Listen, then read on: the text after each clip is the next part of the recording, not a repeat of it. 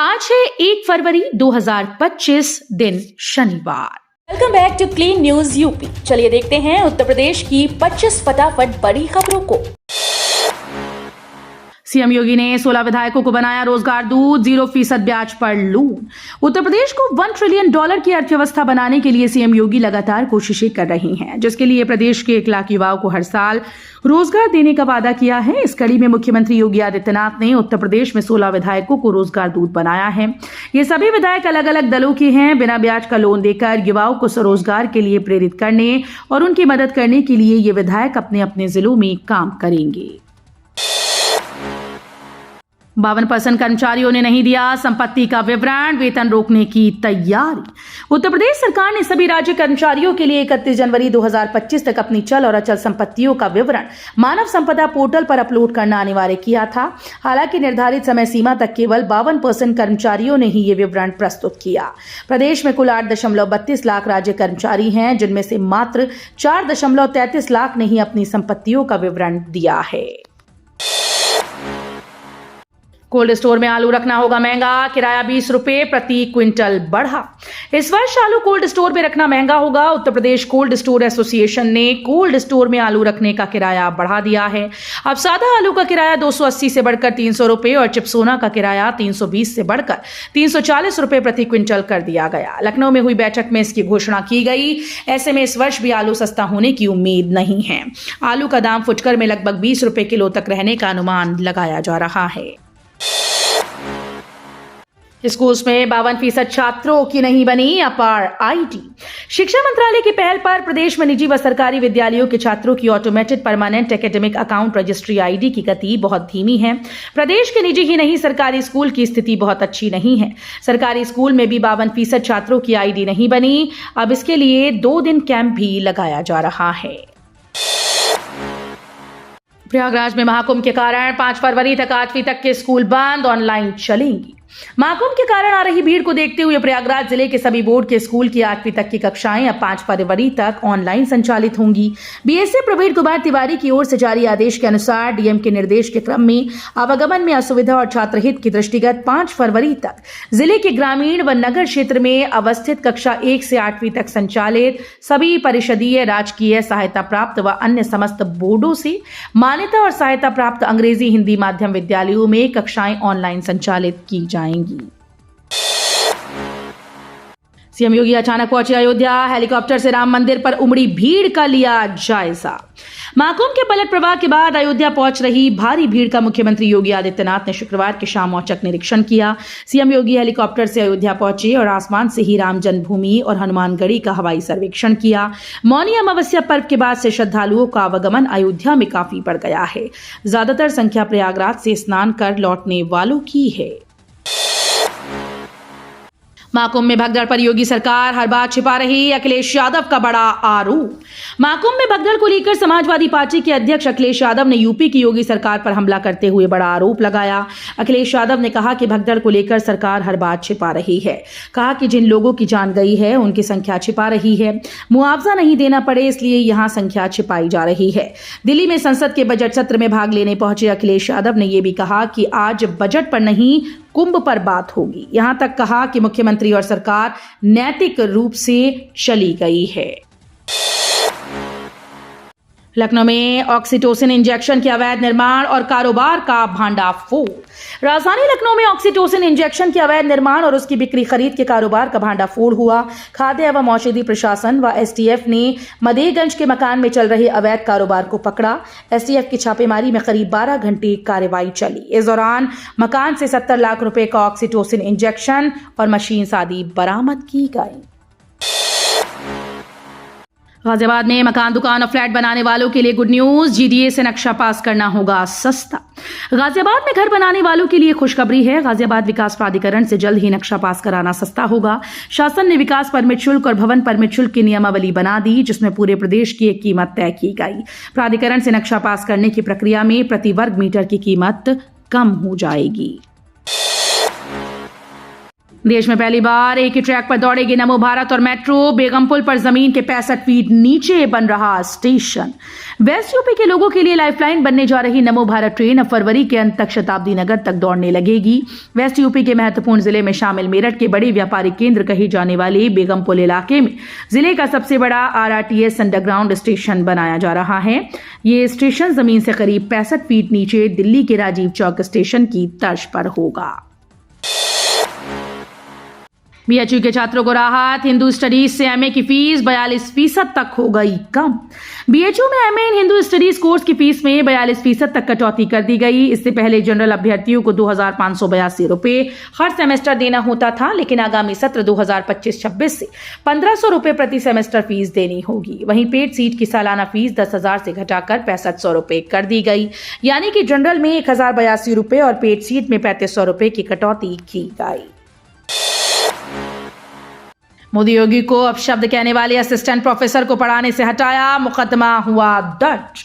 PM Narendra Modi और UP CM योगी को अपशब्द कहने वाले अलीगढ़ मुस्लिम विश्वविद्यालय के संस्कृत विभाग में असिस्टेंट प्रोफेसर अरिमर्दन सिंह पाल से पढ़ाने का काम छीन लिया गया। वो जांच होने तक नहीं पढ़ा सकेंगे। साथ ही असिस्टेंट प्रोफेसर पर मुकदमा भी दर्ज कर लिया गया। अरिमर्दन सिंह पाल समाजवादी पार्टी के प्रदेश अध्यक्ष श्यामलाल पाल के बेटे हैं। AMU के JN मेडिकल कॉलेज में असिस्टेंट प्रोफेसर अरिमर्दन सिंह पाल ने पीएम नरेंद्र मोदी और सीएम योगी आदित्यनाथ को अपशब्द कहे थे, जिसका वीडियो सोशल मीडिया पर वायरल हो रहा है। चुन्नीगंज से कानपुर सेंट्रल तक भूमिगत मेट्रो स्टेशन में लगाई गई vending machine. Uttar Pradesh metro rail corporation ने गुरुवार को चुन्नीगंज से कानपुर सेंट्रल तक 5 भूमिगत स्टेशन में 40 vending machines, automatic fare collection gate लगा दिए, जबकि जनवरी में सेंट्रल तक मेट्रो ट्रेन दौड़ाने का दावा किया था।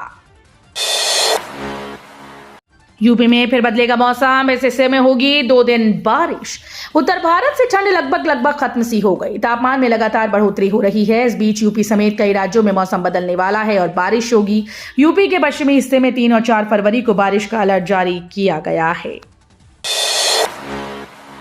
महाकुंभ में बसंत पंचमी स्नान से पहले और 4 SP 3 ASP प्रयागराज भेजे गए।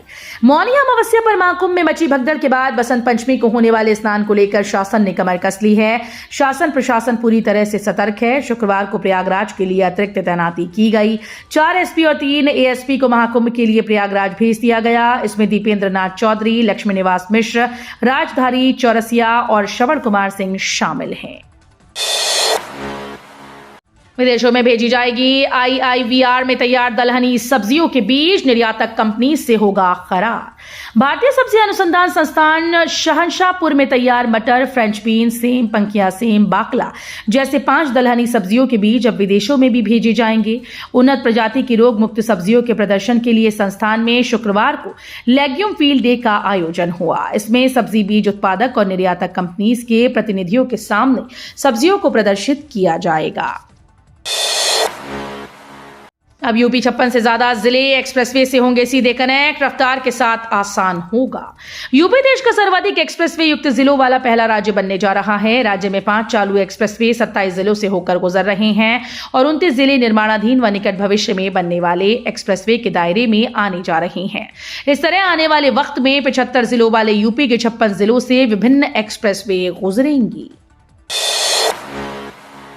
हीरा की अंतर्राष्ट्रीय फिल्म सिटी का नक्शा मंजूर। 230 एकड़ में विकसित होगा पहला चरण। यमुना एक्सप्रेसवे औद्योगिक विकास प्राधिकरण ने सेक्टर 21 में विकसित होने वाली अंतर्राष्ट्रीय फिल्म सिटी के लेआउट मास्टर प्लान को मंजूरी दी। फिल्म सिटी में यमुना एक्सप्रेसवे के किनारे व्यावसायिक गतिविधियां होंगी। इन गतिविधियों का 3 जोन में विकास होगा, जबकि फिल्म सिटी की इमारतें, ग्रीन बेल्ट और आंतरिक सड़कों को 4 अलग अलग जोन में विकसित किया जाएगा। एक्टर सनी लियोनी के बार और रेस्टोरेंट पर रोक। लखनऊ की गोमती नगर में हो रहा था निर्माण। बॉलीवुड एक्ट्रेस सनी लियोनी को बड़ा झटका लगा। राज्य उपभोक्ता विवाद निवारण आयोग ने सनी लियोनी के बाद रेस्टोरेंट निर्माण पर रोक लगा दी। सनी लियोनी की कंपनी लखनऊ के गोमती नगर में चीका लोका by Sunny Leone bar and restaurant खोल रही थी। देश भर में इस बार एंड रेस्टोरेंट की लंबी चेन है। आयोग ने इसका निर्माण तत्काल बंद करने का आदेश दिया है। भगदड़ में मरने वाले श्रद्धालुओं की तस्वीरें जारी, पोस्टमार्टम हाउस में रखे शव। प्रयागराज महाकुंभ में हुई भगदड़ में मौत का शिकार हुए श्रद्धालुओं की तस्वीरें जारी कर दी गईं। स्वरूप रानी नेहरू हॉस्पिटल कैंपस स्थित पोस्टमार्टम हाउस में मृतकों की तस्वीर लगाई गई हैं। जिन मृतकों की अभी तक शिनाख्त नहीं हुई, उनके शवों को इस पोस्टमार्टम हाउस में रखा गया है। जिन किसी के परिजन महाकुंभ की भगदड़ में गायब हैं, वो इन तस्वीरों को देखकर उनके बारे में जानकारी ले सकते हैं। गाजियाबाद में अब होटल चलाने की लेनी होगी इजाजत, वरना होगा एक्शन। गाजियाबाद में होटल चलाने के लिए अब नगर निगम से अनुमति अनिवार्य रूप से लेनी होगी। सराय एक्ट के तहत अनुमति न होने पर होटल सील होंगे। होटल संचालक अब तक दूसरे विभागों से ही अनुमति ले रहे थे। पुलिस ने पिछले दिनों गाजियाबाद और ट्रांस इंडियन क्षेत्र में अभियान चलाकर कई होटल्स को बंद कराया था। ये होटल मानक पूरे नहीं कर रहे थे। इनमें से कुछ होटल्स की शिकायत स्थानीय लोगों ने की थी। बहराइच में जंगली हाथी का तांडव, 5 घरों को कर दिया तहस नहस। बहराइच जिले में स्थित कतरनिया घाट वन्य जीव प्रभाग के ट्रांस गेरुआ के जंगल व नेपाल सीमा के करीब बसे भरतापुर गांव में रात को जंगली तस्कर हाथी ने दस्तक दे दी, जिसने फूस के बने 3 कच्चे घरों को तहस नहस कर दिया। हाथी के उत्पात के चलते लोगों को बहुत नुकसान भी हुआ। कतरनिया घाट रेंज के भरतापुर गांव में पिछले कई दिनों से जंगली हाथियों का उत्पात चल रहा है। रात 2 बजे एक तस्कर हाथी गांव में घुस गया, जिसने गांव के 5 ग्रामीणों के घरों को तहस नहस कर दिया। एमबीबीएस छात्रों को पढ़ाएंगे नॉन मेडिकल ग्रेजुएट। एनएमसी ने असिस्टेंट प्रोफेसर योग्यता नियम किया आसान। नेशनल मेडिकल कमीशन ने हाल ही में मेडिकल कॉलेजेस में पढ़ाने वाले शिक्षकों की योग्यता के लिए ड्राफ्ट गाइडलाइंस जारी की हैं। इन मसौदा दिशा निर्देशों में एनएमसी ने सरकारी अस्पतालों में काम करने वाले non teaching consultant specialist medical officer के लिए पात्रता शर्तों में ढील दी है। मोदी सरकार की होम लोन पर ब्याज सब्सिडी वाली स्कीम हिट। इकोनॉमिक सर्वे 2024-25 में शुक्रवार को कहा गया कि प्रधानमंत्री आवास योजना शहरी के लाभार्थियों के लिए कुल 1.18 करोड़ मकान मंजूर किए गए। सरकार ने शहरी क्षेत्रों में स्थायी आवास उपलब्ध कराने के लिए 2015 में PMAYU की शुरुआत की थी। 1 करोड़ अतिरिक्त परिवारों को मदद के लिए सितंबर 2024 में PMAYU 2.0 की शुरुआत हुई थी। यूपी सिपाही भर्ती में घोषित हुई शारीरिक दक्षता की तिथि, प्रवेश पत्र डाउनलोड करने की तारीख भी आई सामने। सिपाही भर्ती की शारीरिक दक्षता परीक्षा दौड़ 10 फरवरी से आयोजित होगी। शारीरिक मानक परीक्षा और दस्तावेजों के सत्यापन में सफल अभ्यर्थी इसमें शामिल होंगे। बोर्ड ने अभ्यर्थियों को सूचित किया कि शारीरिक दक्षता परीक्षा 2 चरणों में होगी। पहले चरण में दौड़ के लिए अहर अभ्यर्थियों के प्रवेश पत्र डाउनलोड करने का लिंक 3 फरवरी, जबकि दूसरे चरण का 10 फरवरी को जारी किया जाएगा। तो ये थी आज की 25 फटाफट बड़ी खबरें। अगर आपको न्यूज पसंद आई हो तो वीडियो को लाइक और शेयर जरूर करें। धन्यवाद।